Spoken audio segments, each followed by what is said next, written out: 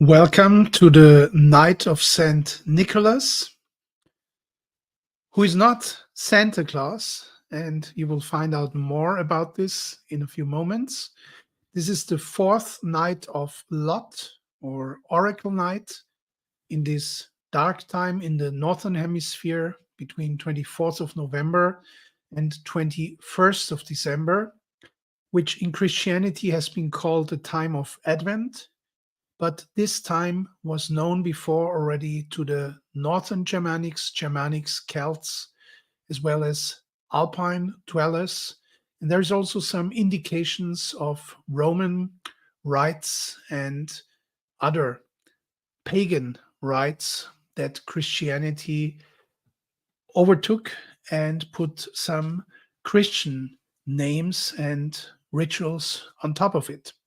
Now, St. Nicholas is probably the most popular of all saints. He is the one who did enormously many miracles. And I will tell you of his miracles, at least I give you a selection of them.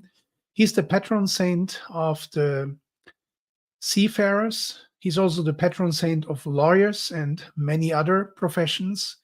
And he is, and that is not well known, the Lord of Karma in a certain sense. So he has to do with cause and effect. He has to do with our good deeds and not so good deeds. And this is being exemplified also by his insignia. You see here a Reta bell, and we don't have his book here, actually. I'll show you in another picture. But we see already the staff, the Eremite's staff, which is also the staff of the bishop. He was a bishop in Myra, which is today in South Turkey. He lived in the 3rd century after Christ. And you see him here do this typical gesture of the ancient oint maker. This is typical for making oils or ointments, preparing them. And it's at the same time a sign of Christian blessing.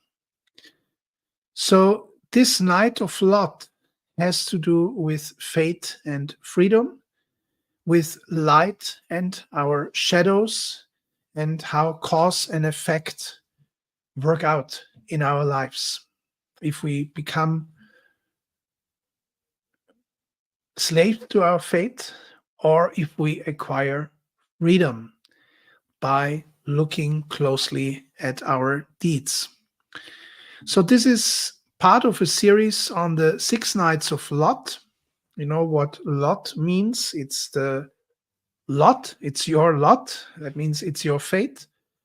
We find it also in the word lottery, where you can make big gains or sometimes don't win anything at all. And fate, of course, is not a game of lottery. Fate, according to St. Nicholas and his book of justice or his book of fate, is something well deserved. We have a look at that. You see him here with his insignia, the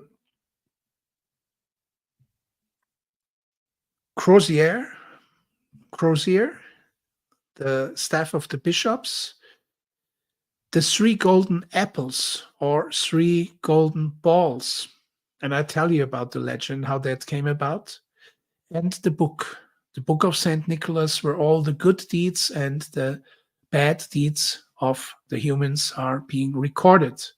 And he comes in Europe together with another guy called Krampus in the Alpine region in southern Germany. He comes in the more northern regions with another guy who is also kind of dark, called Knecht Ruprecht. And he comes in the Netherlands together with Zwarte Piet. Zwarte Piet, Black Peter. Now, I know this is politically not correct anymore because this gentleman, Zwarte Piet, was a black-colored gentleman, and he was used to symbolize darkness and light. That's why I say not politically correct at all anymore, but that's an ancient tradition. And what many people don't know is that Sinterklaas, the Dutch word for Saint Nicholas, Sinterklaas, traveled with Dutch immigrants to New Amsterdam. New Amsterdam, as it was called in the beginning of the 17th century. Nowadays, everybody knows this city as New York. And in New Amsterdam, they had this. Let me adjust the picture so you can see it. New Amsterdam was the first to receive the legend of Sinterklaas and his companion Zwarte Piet. And he was what St. Nicholas was throughout Europe, a man who would go and visit the houses on 6th of December and bring presents to the people who were good, and particularly to the children who were good. And he was a sympathetic figure. And in the beginning of the 20th century, the Coca-Cola company took that figure of St. Nicholas, Sinterklaas, and made Santa Claus out of him. And he basically became what is known in Europe, the Christ child coming at Christmas, bringing the presents. Now, as you know, Santa Claus is really a marketing figure, but there are some amazing similarities with tradition. For example, one similarity is with Odin, far in the north, Odin of the Vikings, flying around in winter on his horse Sleipnir, sometimes portrayed as a white horse, sometimes portrayed as a black horse with 8 legs. And Odin would fly around and gaze through the chimneys into the homes of people and determine if they were good during the last year or if they were not so good. And he would send down through the chimney presents. And Sleipnir, his horse, was ridden so hard by Odin sometimes because he had to visit so many places that saliva came out of Sleipnir's mouth. And when it fell to earth, wherever the saliva was falling, and that's amazing, the saliva turned into mushrooms. What mushrooms, you ask? Well, interestingly, the fly amanita or fly agaric, which is a real mushroom, and it has red color with white spots on it. This comes all the way back to Odin, and guess what colors St. Nicholas is dressed in? Red and white, of course. So the fly agaric or fly amanita coming out of the saliva that poured out of the mouth of that horse that Odin was riding through the skies to look if the people had been good during the last year. Now let's turn to that darker guy called Krampus in the Alpine region. I grew up with him and I grew up with St. Nicholas.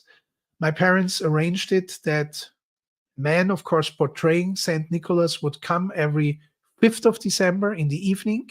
Actually, that particular celebration goes from the evening of the 5th of December till sunset of the 6th of December. And he really brought his book, the book of fate, the book of knowledge. He had recorded all the good deeds and all the bad deeds.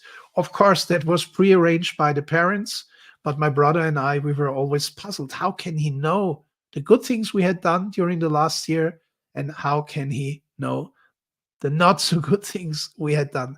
By the way, you see here traditional Krampus and Nikolaus in the Alpine region. This is a picture taken in near my home place of Salzburg. I grew up in near the mountains. And you see Krampus, who some identify as Satan, but he isn't. And I talk about this more. because as you know, Satan is really a fallen angel, Lucifer. And only in the 16th century, the Jesuits formed a more visual person out of Satan, and they made him look similar to Campus or the Perchten, as they are called in the Celtic tradition, with horns.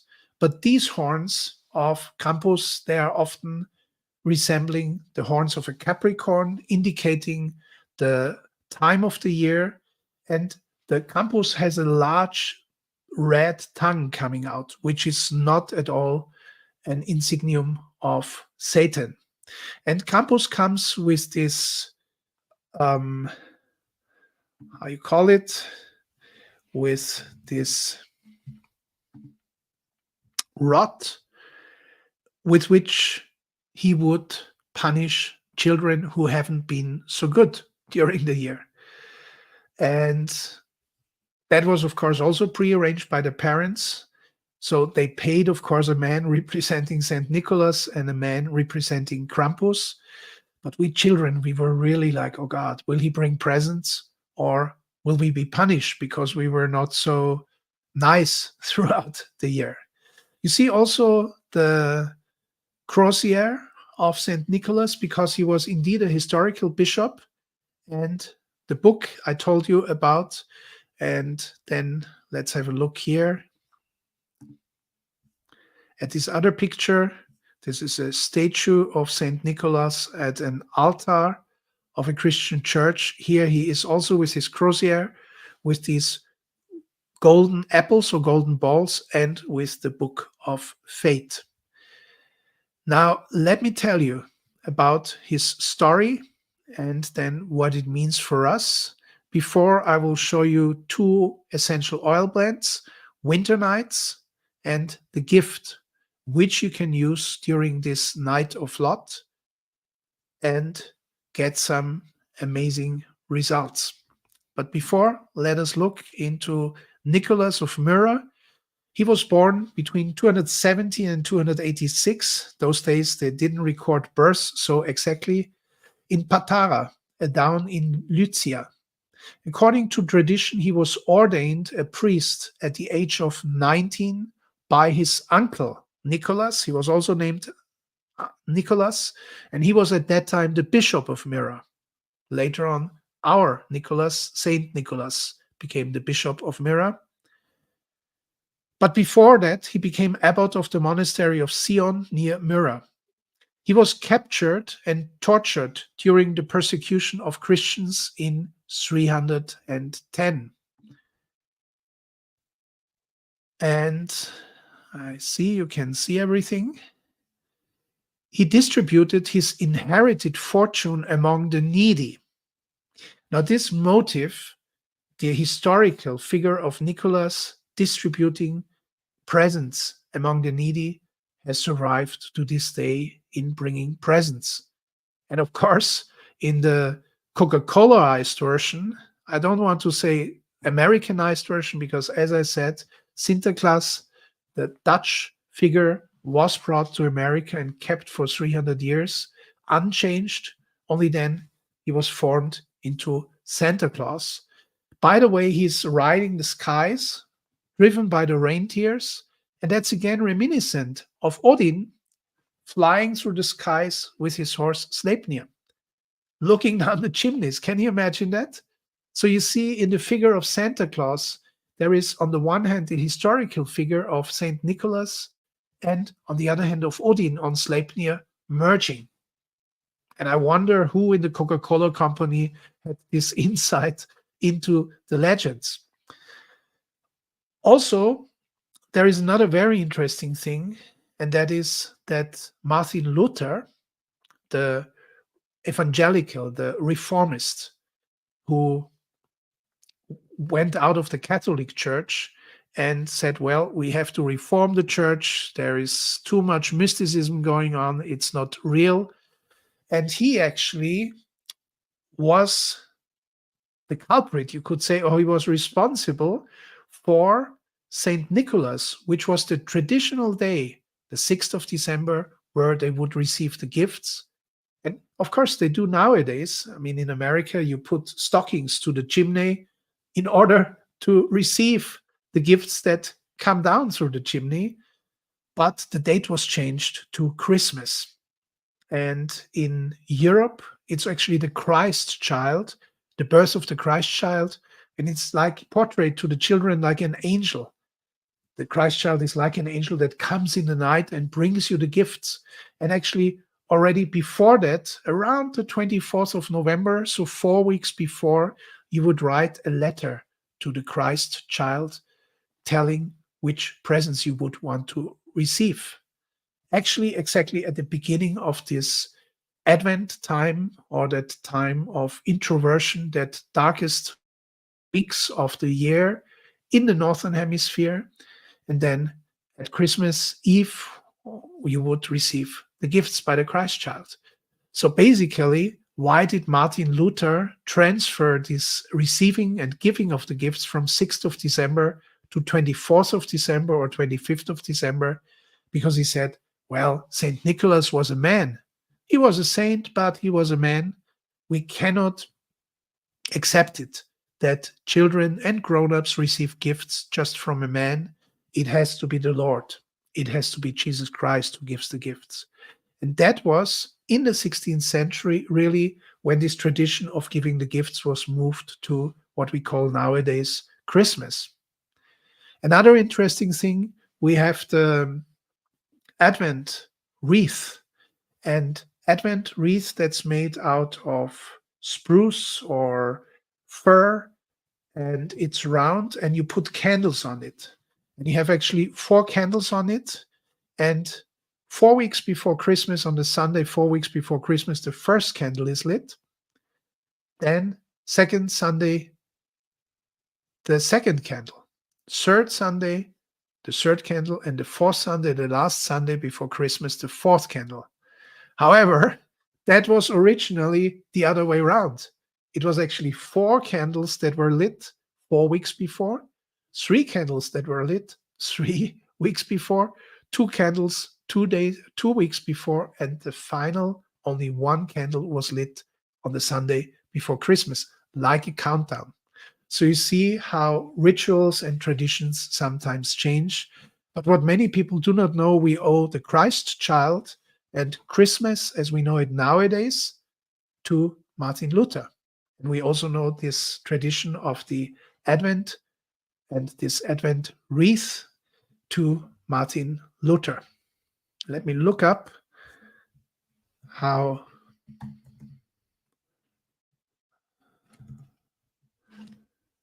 the actual name of Advent wreath is. It's called Advent ring. Yeah, it's called Advent wreath. I said it correctly. So forgive me, I'm not a native English speaker. The Advent ring or the Advent wreath. And that it turned into Santa Claus in America and in many parts of the world is actually thanks to the Coca-Cola company. So the festival, the celebration that we have nowadays of Christmas is really a mix of the historical St. Nicholas, of Odin riding on Sleipnir, of Coca-Cola company, and the doing of Martin Luther, not Martin Luther King, Martin Luther in the 16th century, who moved the giving of gifts from the 6th of December to 24th, 25th of December. This is just to give you the insight into the history of how Christmas really came about. Many people don't know that. So now let me tell you about the legend of this man who is the most popular Christian saint for many, who is the patron saint of the seafarers and the lawyers and quite a few other groups. So the first, and I will come to the essential oil applications in a moment. The first was the with gift. A poor man who had 3 daughters, but he was so poor he could not pay for a with gift, so he could not marry them. And so he planned to make his 3 daughters prostitutes. Now, Nicholas who at that time was not a bishop yet and had not yet inherited a fortune, he heard about this, and he came every night to that house, and he threw in golden lamps through the window.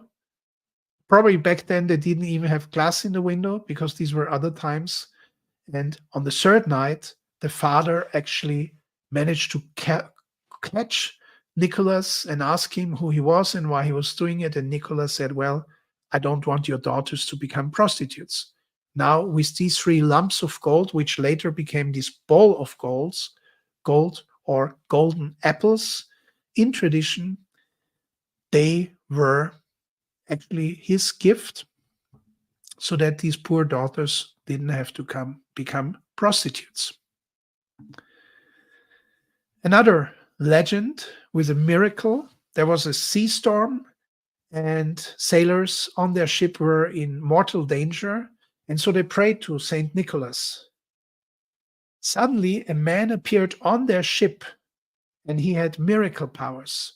He took over navigation, he set the sails correctly, and he even made the storm calm.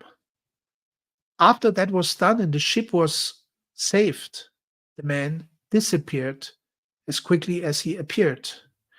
When these sailors came back to Myra and prayed in the church of Myra to thank for their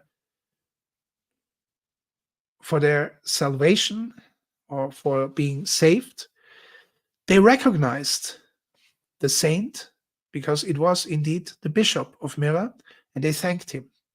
Because of this and many other tales that are similar, Nicholas became the patron saint of the seafarers. The corn miracle, and actually it's not corn like maize, it's corn as in wheat, for example. So the corn miracle, during a great hunger, the bishop of Myra heard that there was a ship in the harbor with a lot of wheat, a lot of barley, and that was on the ship for the emperor of Byzance. He went to the ship and asked the sailors to give to the city part of that wheat, so to help their hunger. But the sailors said, "No, we cannot do. This is due to the emperor. He has to get the full shipment." And then Nicholas promised that they would not have any danger and that they would be okay when they would sail to the emperor.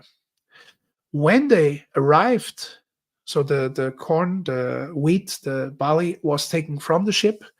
And when they arrived at the capital of Byzance, they were amazed that the weight of wheat was still there, although a great amount was taken out of it. And the wheat and barley and corn and whatever that was unloaded in Myra lasted for a whole 2 years. It gave food to people for a whole 2 years. And even then, can you imagine, there was enough seeds to plant new crop. Finally, by the way, I got the correct word, crop or grain. So let me go on to the next miracle, the Stratilat miracle. 3 Eastern Roman centurions, called Stratilates in Greek, were becoming acquainted to Nicholas, who invited them to come to Myra. There they experienced a situation where 3 innocent men were charged to death. And just before they would be decapitated, the bishop Nicholas took the sword out of the hands of the, oh my God, all these words. I'm sorry, I have to look them up all the time. Okay, so he took the sword out of the hands of the executioner, the headsman, and he prevented them from being decapitated. Now, when they went back to Byzance, these same three centurions became victims of an intrigue, of a political plot. They were put in a very bad position and sentenced to death. While in prison waiting for their decapitation, they prayed for the help of St. Nicholas, and St. Nicholas appeared in a dream to the emperor and also to the one who made the whole plot. Now, the guy who made this whole political plot, he was mortified. But also the emperor suddenly saw, wow, that was unjust. These three centurions were good men, and he pardoned them.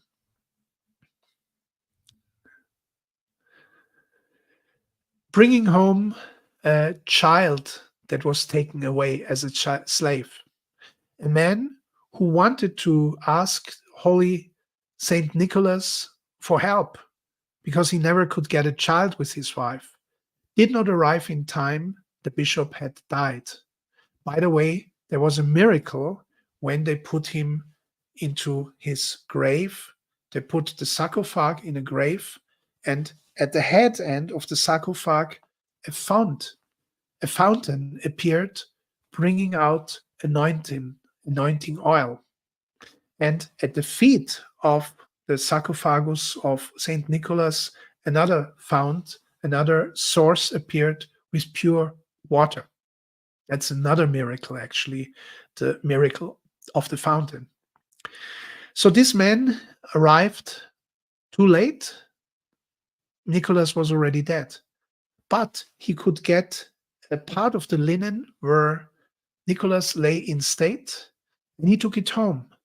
And on the 6th of December of the following year, that married couple really got a son, gave birth to a son. But that child was in its 7th year stolen by Arabs and took out to Babylon to become a slave. Exactly 1 year later, that child that was now working as a slave for the Arabs was taken by a whirlwind and put in front of St. Nicholas Cathedral, where the parents were praying for the rescue and for the return of that boy.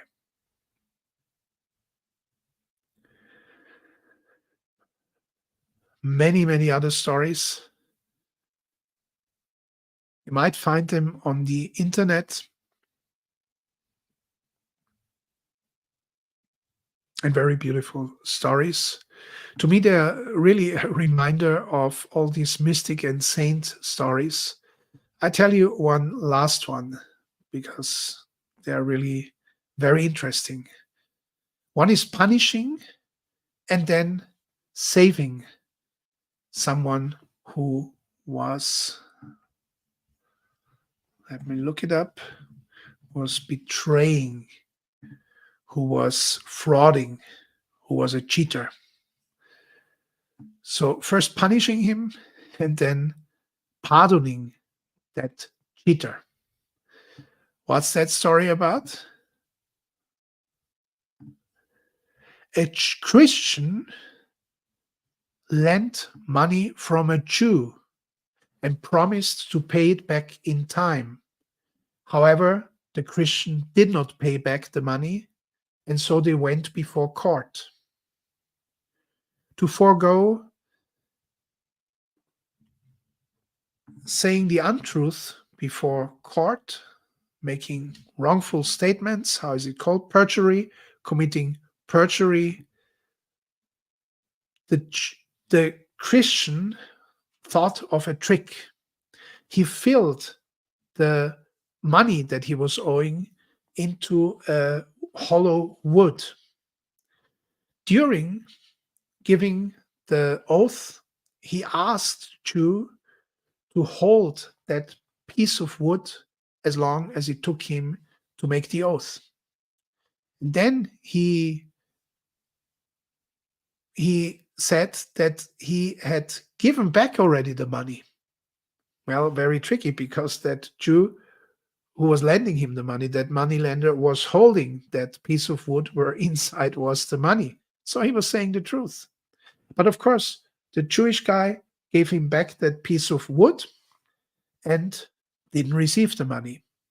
When both of them went home, the Christian was killed by a chariot, by a horse cart, and died. During this accident, that piece of wood with the money inside broke into pieces. And the Jew who was still beside him, he recognized what a trick that man had played on him. Also, the people standing around the accident saw that and asked the Jew, please take your money, it's your money. So that the Christian would finally, even after he had died, he has taken his rightful punishment, that the Christian would finally give him back the money. Now, the Jew was full of compassion, and he said that he would take the money only if Holy St. Nicholas would pardon that Christian man and bring him back to life. And really, very soon, that dead Christian man rose from the dead, and the Jewish man let himself be baptized in a Christian way.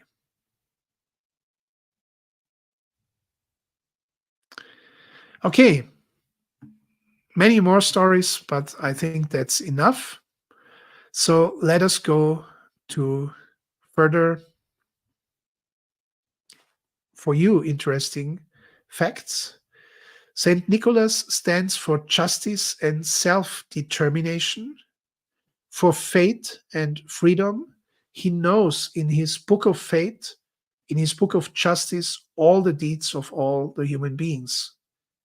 And he helps them, or he applies justice on them.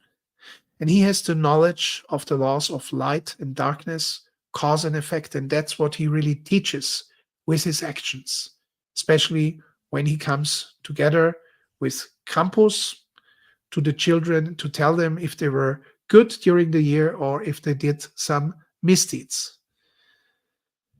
So he rescues those who have unjustly found themselves in an unfortunate situation, and he pardons them or helps them out. That's what we see also from these miracle stories. His symbols are the crozier, the staff of the bishop, which is also symbolically like the hermit staff, standing for wisdom. The book of faith, in which good and bad deeds are recorded. So typically, St. Nicholas will ask the children, have you been good this year? And the 3 apples or 3 gold balls, which are reminiscent of one of St. Nicholas' miracles, the donation of the with gift. Remember that 3 young ladies who would have to become prostitutes because their father didn't have enough money to pay for the with gift or with poison, and which were later to become an ornament on Christmas trees. Have you seen Christmas trees with golden balls or sometimes even with apples? That goes all the way back to St. Nicholas. His companion is the Krampus in the southern German region and also in the Alpine region, southern Tyrol and Austria, and Knecht Ruprecht in the Rhine Valley, also parts of Switzerland, western parts of Austria, all the way up the Rhine. And to North Germany, it's all Knecht Ruprecht, who is not as terrible as the Krampus. So this one here with the horns, that's Krampus. And I told you already about how the Jesuits made a similar picture of Satan to exemplify how terrible that fallen angel Lucifer was. But this one, Krampus, goes way back older. Satan, the figure of Satan, was only invented in the 16th century by the Jesuits. This one is thousands of years old, goes back to Germanic tribes, goes back to Celtic tribes, goes back also to northern Germanic tribes like Vikings. And these horns represent the Capricorn, and have to do with the time when he appears, the time when justice appears. And he takes the children that were not good. So the good children, they get gifts from St. Nicholas, and the bad children he takes and he whips them.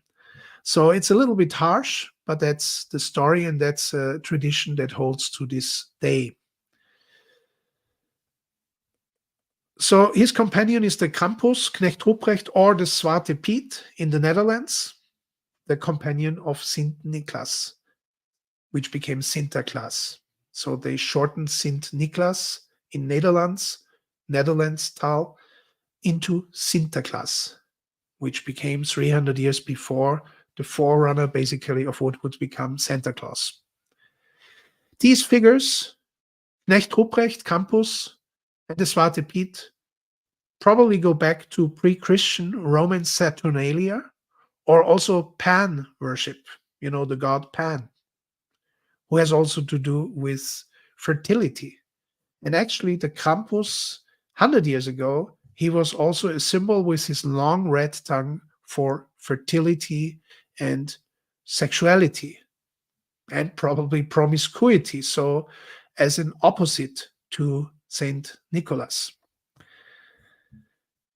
And also, of course, Germanic tales. I told you about Odin and Sleipnir, or perhaps also Bavarian, pre-Bavarian customs in the Alpine region. And he represents the tamed because, of course, he goes together with St. Nicholas. So he is a bad guy, but he's tamed by St. Nicholas. And he fulfills a certain task by punishing those who didn't do good deeds.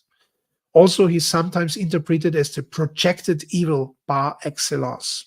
And really, if you become witness to this, because these are, of course, men dressing up as Krampus or Knecht Ruprecht, and they're really shaking their bells, cowbell, more cowbell.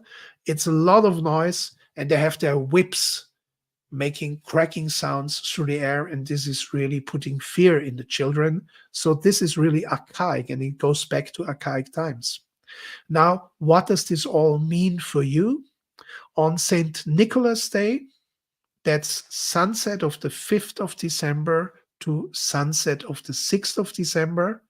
This is how they looked at a day. It was always the night before and then the day.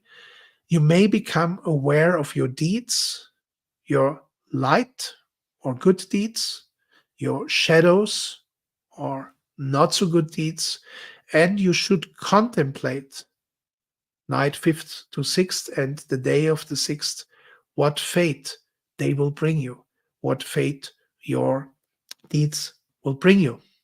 And now, to facilitate that contemplation on your own good and not so good deeds, I have brought you 2 oil blends with which you can do now in this night, depending on the part of the world you are. I know our Southeast Asian friends and East Asian friends, for you it's already in the morning, but you still have all the 6th of December till sunset.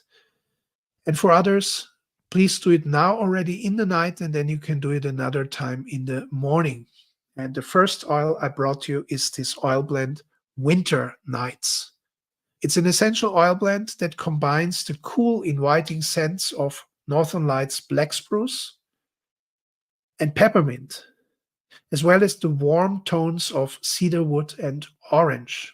By the way, cedarwood and orange by themselves are a wonderful blend. So if you have never tried that one out, just make a blend of orange and cedarwood, and you have a winner also for the diffuser. So the scent of Winter Nights depicts the journey of St. Nicholas from the woods. So the historical St. Nicholas, he was not flying in the air, neither with reindeer nor like Odin with a horse, Sleipnir, but he was actually walking through the forest and visiting all the homes, as you know from his miracle tales now. And this is reminded of by black spruce and cedarwood and peppermint. And these 3 oils give you the clarity and the strength to take control of your own destiny and enjoy the freedom that comes from knowing cause and effect. So here I'm telling you aromatic breathing. You take that oil blend, and for 3 to 5 minutes, you breathe concentratedly from the bottle. Then you think about what you're doing. What are the good things you're doing? What are the not so good things you're doing, the shady things you're doing? And then think about what will be the consequences. Think about cause and effect. Most people just do, and they never think of the consequences. Once a year at St. Nicholas, you have the time to think of the results of your deeds. By the way, here we have him again. This is ancient Russian, I believe, Russian or Greek Orthodox iconography. And you have him here again with his book of fate, and again with this gesture, the gesture of the ancient oint maker. I'm just adding this because I find it fascinating that really when he was put in state at the head of his grave, of his tomb, started to come a fountain, a source of anointing oil that came out of the ground. And at the feet came another fount or source with pure drinking water. So please inhale winter nights intensely now in the evening or night of 5th to 6th of December. And please do that also one more time on the 6th of December during St. Nicholas Day. And think about what you're doing and contemplate what consequences your deeds have and what fate you might have. This oil blend is rounded off with orange, which conjures up sweetness, freshness, and warm coziness in your home. And this is something people loved back then. You were really lucky if you had oranges at home way back centuries when life was much tougher, especially during the Advent and Christmas season, which people so longed for in the times of the historic St. Nicholas. Now, after the aromatic breathing that you're just doing, you may also put that oil and you activate it. Remember the gesture of the ancient oint maker. You may apply that oil on your crown, on your forehead, on your heart center, in the center of your chest, as well as on the temples, left and right. So the crown, the forehead, the heart, and the temples. And this is to give you clarity. Black spruce gives strength. Peppermint brings clarity. And cedarwood is a very special oil. It's great for calming your emotions and awakening your spirit, awakening your intellect. And it's a great oil for exams. It's a great oil for if you have to go before court. It's also a great oil, cedarwood, before tough business negotiations, because cedarwood has an amazing quality. It's one of the oils with the highest amount of sesquiterpenes. It helps you to focus on the essential points, the main points, and leave aside the rest and have your emotions calm so you take good decisions. That's the reason why I recommend you this blend, the power of the black spruce, that grows in the Northern Lights region in North Canada, Fort Nelson, where actually the atmospheric electricity of the Northern Lights really charges up those special trees. The peppermint, which gives you the clarity, and the cedarwood, which gives you that special insight. Also, cedarwood is known as a protection tree. And then you have the orange. And if you know the oil blend abundance, really orange, although it's just one of 8 oils, it's the main oil. The main scent in abundance is orange. And orange stands for appetite, stands for consumption, stands for expansion, and stands for abundance, as it did way back centuries when poor people were so lucky to have oranges at home during Advent time and Christmas time. So if you have applied winter nights on your crown, your third eye, your heart, and your temples, and you are aromatically inhaling it, you might get a better understanding of what you're doing in your life and what your deeds will bring you, what karma you will have. It's so interesting that St. Nicholas really is like the Lord of Karma. He knows the fates of the people. He has it recorded in his book of justice, but he's kind.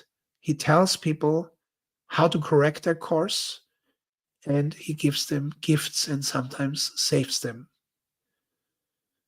So that's the first oil for this particular night of Lot, or Oracle night. This is the fourth night of Lot, the night of St. Nicholas. The second oil blend is the gift. And the gift, originally this recipe is from the book Exodus 2, the book of Moses 2. And it is a blend of 7 ancient oils: balsam fir, black spruce. Way back, it was probably not black spruce because that only grows in the Arctic regions. So it was just normal spruce. Sacred frankincense from Oman, myrrh, jasmine, vetiver, and cistus. Cistus, also called rose of Sharon. Now, I'm sure you spotted the one that is not an ancient oil, a biblical oil, and that's vetiver. Vetiver was only discovered later as an aromatic plant. Why do we have vetiver inside? The original oil was galbanum, but galbanum is exclusively growing in Iran, in Persia. And because of trade embargoes, unfortunately, we don't get galbanum from Iran at the present point. This is why Gary Young changed galbanum with vetiver, which has similar biochemical markers. Now, these oils have been prized for centuries for their calming properties. This blend helps to strengthen spiritual connections and promote feelings of centeredness and well-being. And you see me again just holding that oil to my nose. Why am I doing this? Aromatic use. You may have heard some recent studies show that actually breathing essential oil fragrance in the air can support neuronal growth, can support neuroplasticity.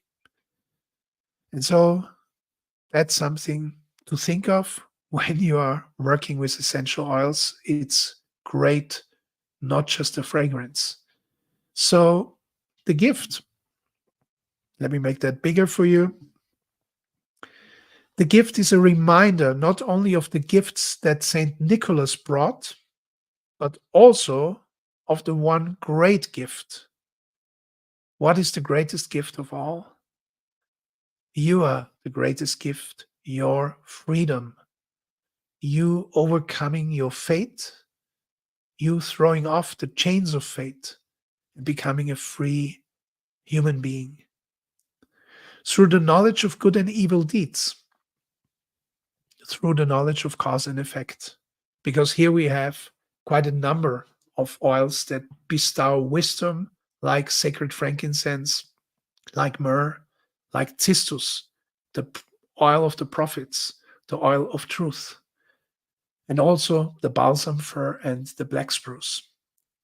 The individual oils contained support the spiritual process of realization of who you truly are, which leads to finding a higher destiny than what was previously possible for you.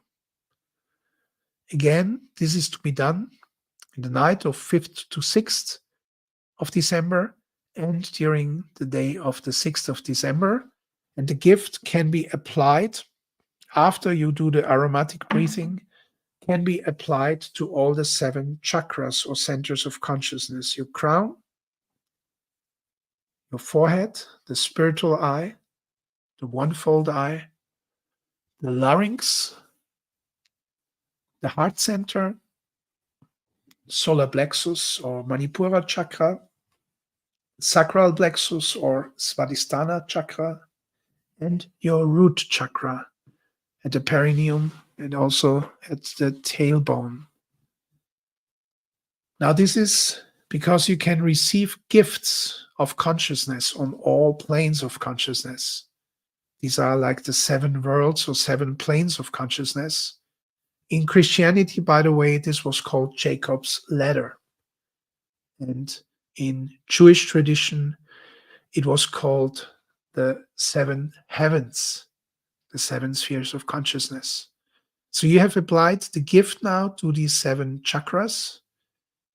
Now you're inhaling again, and you think of the gifts that you receive, the gifts of knowledge, of what you learn through St. Nicholas day and night, the gifts of understanding what your deeds will result in, what cause and effect, what karma you will have. And they give you the self-responsibility. Inhaling this oil and taking in the energy or blessing of this oil helps you to become more self-confident and centered in order to become really self-responsible, because you are in charge. You own it. Basically, it says to you, the gift, own your life. It's your life. Own up for it. Take responsibility. And then your fate will be changed into freedom. It has to be said also that that particular oil blend is one of 2 that you find in the book Exodus 2, when God spake to Moses, and before Moses led out the Israelites from the slavery in Egypt to the Holy Land. This is one of the 2 oil blends. By the way, the other oil blend is Exodus 2, and these are oils by Young Living essential oils. You won't find these blends anywhere else. This is due to deep research and studies by Gary Young, the founder of Young Living Essential Oils. Now, as you know, the nights of Lot or oracle nights, they are the preparation for the essential holy nights. In tradition, of course, only known as holy nights. Why do I call them essential holy nights? Well, because I included essential oils to support these particular days and nights and the rituals that are done at that time and the themes of these special days and nights. And this is really to design, to create, and to manifest your upcoming year using ancient secret rituals. The 12 essential holy nights happen from, including preparatory days and the final night of Epiphany, from 21st of December 23 to 6th of January 24. And you can participate in that if you wish. And also, some people have asked me, Aditya, can you support us throughout the year with these themes? As you might know, the first holy night on the 25th of December connects with January. The second holy night on the 26th of December is connected with February. The third holy night on the 27th of December is connected with March. And so forth till 5th of January is connected with December. So we are really working on each month during these 12 days and nights. And what people ask me to do is to give a whole year series. Altogether, it's 27 sessions, the 15 sessions of the 12 essential holy nights, including preparatory and Epiphany.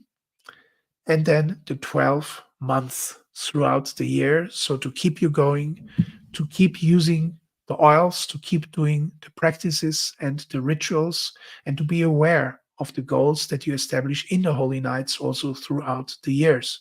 Because what we are really doing in the 12 Holy Nights, we are scripting the whole year, and we are also receiving signs and portents in this special portal time for what the next 12 months will bring. So you have the link if you are interested to have a look at it, and I'll post that link after the live stream underneath this video in case you're interested. So here's just a selection of the 47 essential oils and oil blends that we will be using in the 12 essential Holy Nights and in the Holy Nights year. If you click on the link, you will come to this landing page. And if you scroll down the landing page, you will see there are 3 packages. First package is Essential Holy Nights, the 12 nights, plus preparatory days and Epiphany only. The second package is the 12 Holy Nights plus the Holy Nights year. And the third package is the Holy Nights year, and special one-on-one coaching with me 4 times a year in the beginning of winter, well, after 7th of January, so not exactly in the beginning of winter. Winter begins already on the 21st of December, but relatively in time. And then in the beginning of spring, around the end of March, beginning of April, in the beginning of summer, end of June, beginning of July, and in the beginning of autumn, end of September, beginning of October. I'll be there for you. Will be one-on-one if you choose that third package, which is actually package number 1 in terms of value, and where I will personally support you and guide you through the year according to these ancient insights and traditions and wisdom, plus the knowledge of the essential oils. So here you have the overview. We are today, 6th of December, in the Night of Lot of St. Nicholas. Faith and freedom is the theme. If possible, do the ritual twice, both with winter nights and with the gift. If you don't have the oils, then get the oils. And if you can't get the oils, then do these practices without oils, because you can also do it with contemplation. We have 2 more Nights of Lot coming up. The Night of St. Lucia on 12th to 13th of December. We'll have another live stream for that. The theme is darkness and light. It's actually called the darkest night of the year, 9 nights before winter solstice. I don't know how they come up with this, but that's traditional saying. That's the darkest night. Maybe it has to do with some inner shadow themes. And anyway, St. Lucia stands also for the inner light. So to ignite your inner light and to overcome darkness and shadows. And the 6th night of Lot, the night of St. Thomas, on 20th to 21st of December, which is usually leading to winter solstice, which is either on 21st or on 22nd of December in the northern hemisphere. Of course, for the southern hemisphere, that's the summer solstice. And the meaning of the night of St. Thomas is end and beginning. It's really the end of the year with winter solstice and the beginning of the new year. So I'm happy that you joined me. I hope you have taken inspiration and insight and knowledge from it. Please refer your friends to this video. They might also like it. If possible, do the practices, and we see each other again on the 12th of December for the night of St. Lucia, and on the 20th of December on the night of St. Thomas. Bye-bye for now.